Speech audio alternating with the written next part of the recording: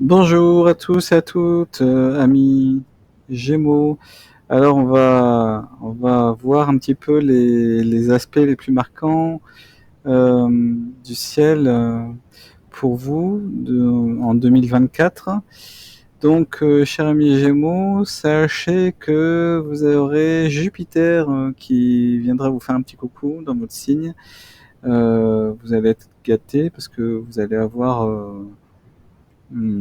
enfin, tous les décans vont avoir la visite de Jupiter, donc c'est plutôt pas mal. Ça va compenser, on va dire, l'effet un peu déprimant de Saturne, parce que alors Saturne va poursuivre sa marche dans le signe des Poissons en carré à votre Soleil. Donc ça c'est moins joyeux, on va dire. Pour les premiers décans, vous allez avoir les premiers jours du signe des Gémeaux, vous allez avoir un beau trigone de Pluton qui va faire une petite incursion en Verseau, donc c'est plutôt très positif. Pour les amis du deuxième décan, vous allez ressentir l'influence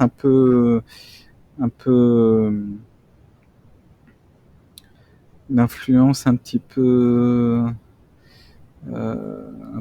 compliqué à gérer entre Jupiter qui est dans votre signe et Saturne qui est en aspect de tension avec votre signe. Donc c'est des influences un peu contradictoires du coup. Et pour le troisième décan, vous aurez donc le carré de Neptune à votre Soleil, en plus d'une petite visite de Jupiter en Gémeaux, donc pour une petite partie du troisième décan du coup. Alors on va y aller. Donc Jupiter en conjonction à votre Soleil, c'est très bien ça, c'est très très bien. Et qu'est-ce que ça dit concrètement? Je vais vous le dire. Alors, donc Jupiter. Donc, pour l'humeur, durant cette période, l'être se sent plus confiant dans son droit et cherche à améliorer ses conditions d'existence. Il manifeste optimisme, bienveillance et générosité, voit le verre de la vie à moitié plein plutôt qu'à moitié vide. Le désir d'intégration sociale le conduit à s'affirmer et à officialiser. Parfois, le besoin de profiter de la vie s'exacerbe et le conduit à un comportement pléthorique et un excès de confiance.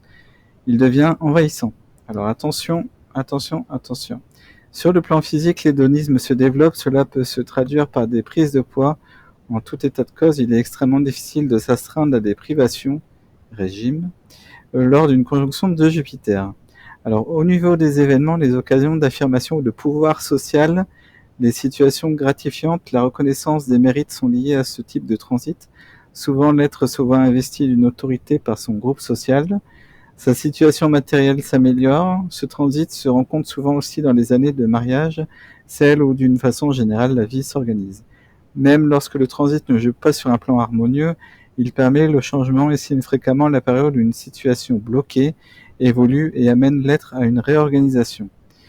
Bon, alors la situation bloquée elle risque quand même de perdurer un peu pendant l'année 2024, dans le sens où il y a Saturne toujours dans les parages. Donc c'est Jupiter peut permettre justement d'obtenir des petits moments un peu plus joyeux dans ce contexte saturnien un peu maussade, on va dire. Donc, bon. Donc merci Jupiter quand même. Alors le sens, le message est simple, tous les actes conformes au symbolisme jupitérien sont favorisés. Il est donc proposé d'agir en toute légalité. Ça c'est hyper important parce que Jupiter c'est vraiment ça, c'est la légalité.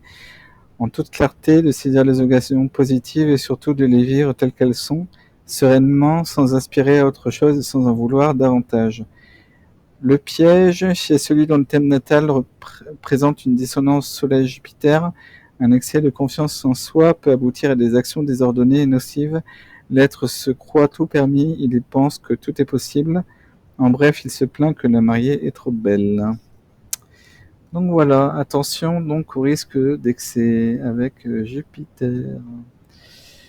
Ensuite, le premier décan et le deuxième, et un petit peu le troisième aussi, vous allez avoir Saturne justement en aspect de carré avec votre Soleil.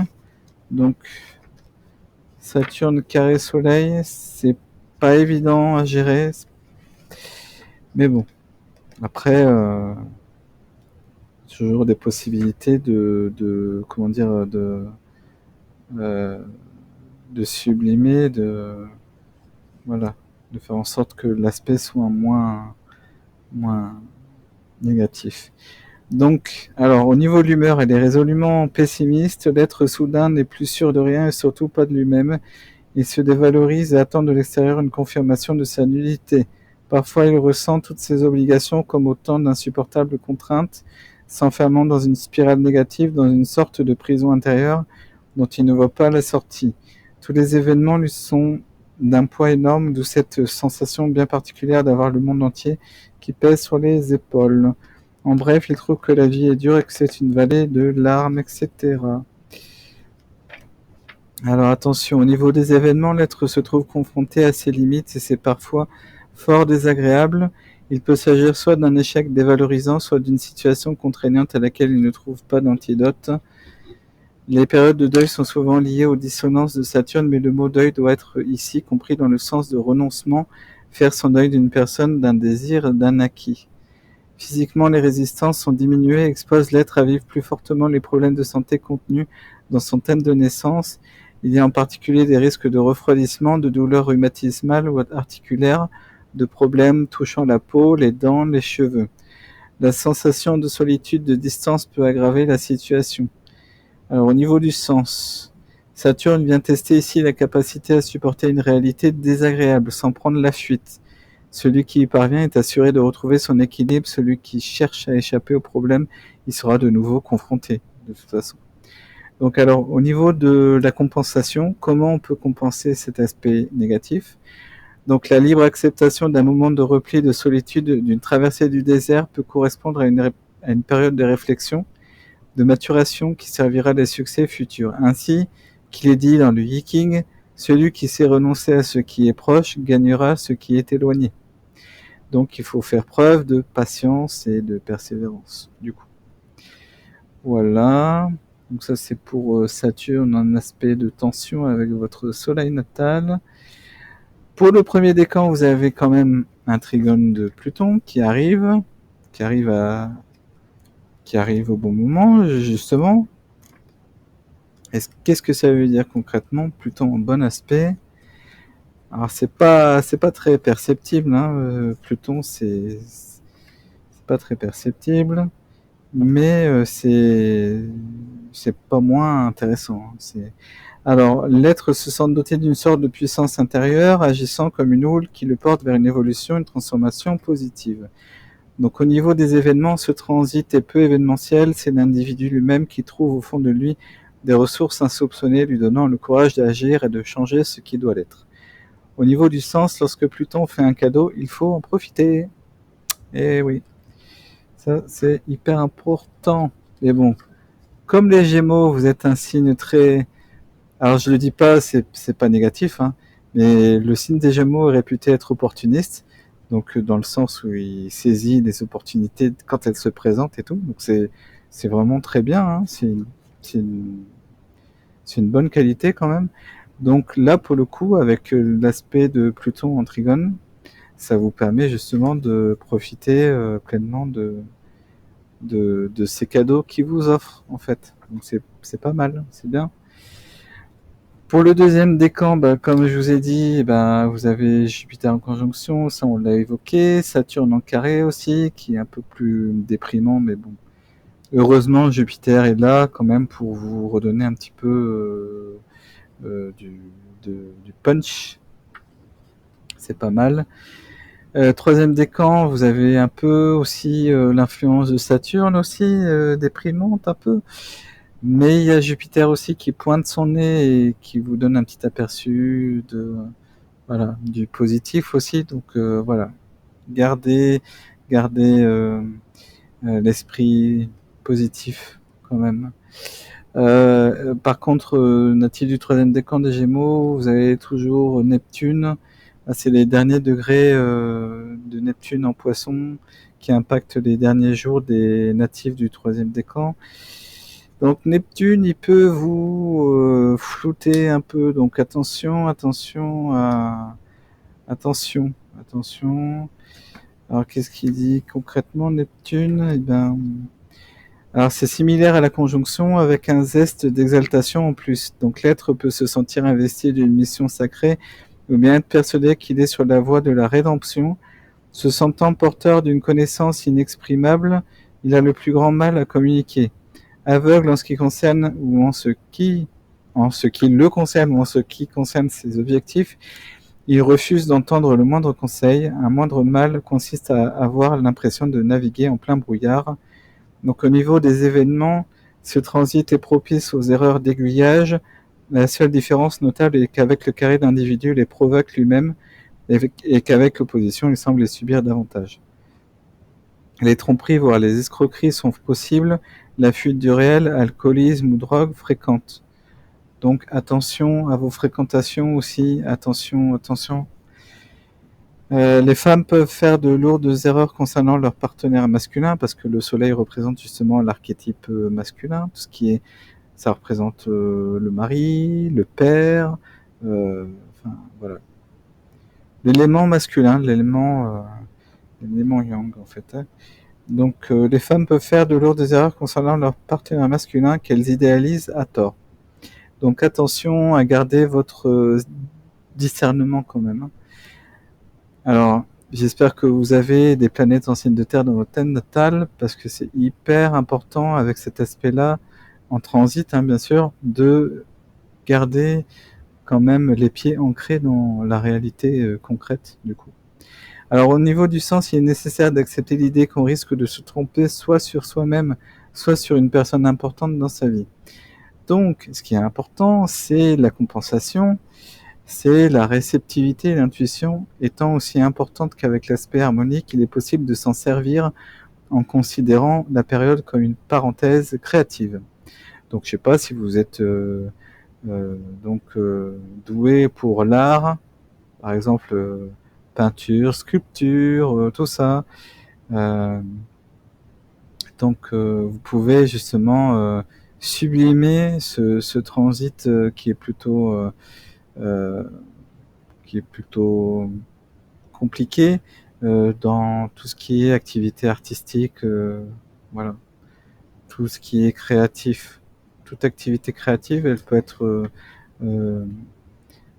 sublimée pendant cette période. Donc peut-être qu'il faudrait l'utiliser de cette manière-là, en fait. Et pas, comme je vous ai dit, dans l'alcool, les drogues ou tout type de paradis artificiels qui peuvent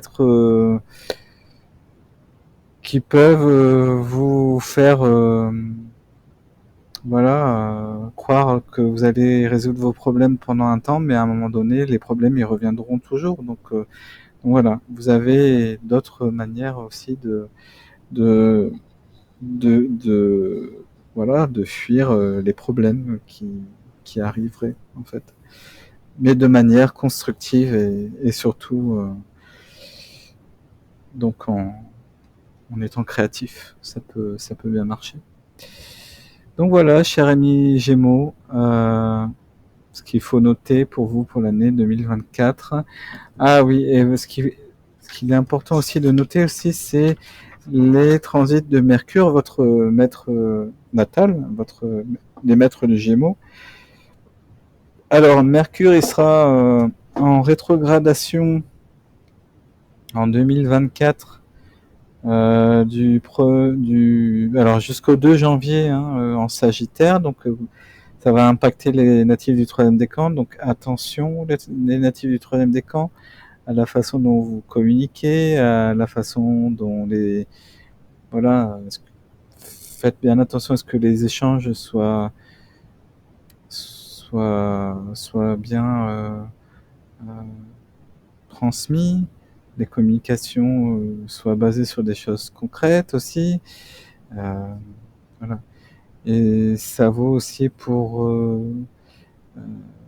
la fin de l'année, du 26 novembre au 15 décembre, parce que Mercure rétrogradera également dans le signe du Sagittaire.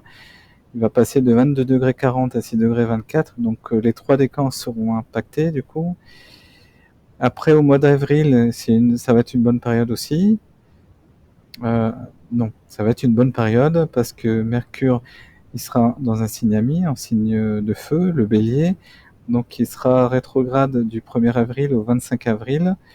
Donc, les natifs du 2e et du 3e décan seront impactés, mais dans le bon sens. Donc, c'est très bien. Attention pour la période estivale. À partir du 5 août, Mercure rétrograde à 4,06 de la Vierge. Donc là, il sera un aspect de tension avec votre Soleil en Gémeaux. Mais par contre, il va passer du coup dans le signe du Lion en mode rétrograde. Et il sera en très bon aspect avec les natifs du 3e décan des Gémeaux. Donc il faut en profiter vraiment pleinement.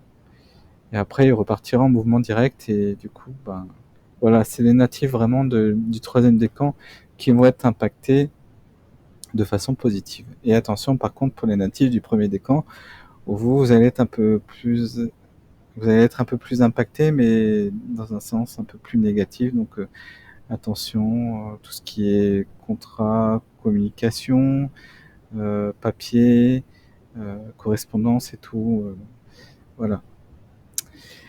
Et après, autre information importante, Vénus ne va pas être rétrograde cette année, en 2024, donc rien à dire à ce niveau-là. Mars, par contre, va l'être à partir du 6 décembre à 6,10 du signe du Lion. Donc, il sera très favorable pour les natifs du 1er décan. Donc, Mars, c'est tout ce qui est dynamisme, énergie, combativité. Donc, il sera vraiment en bon aspect avec votre signe solaire des Gémeaux. Donc, profitez-en pour commencer des projets, pour mettre des projets en mouvement. Voilà. Ben, merci de votre écoute et écoutez, je vous souhaite une belle année 2024 et à bientôt surtout. Au revoir.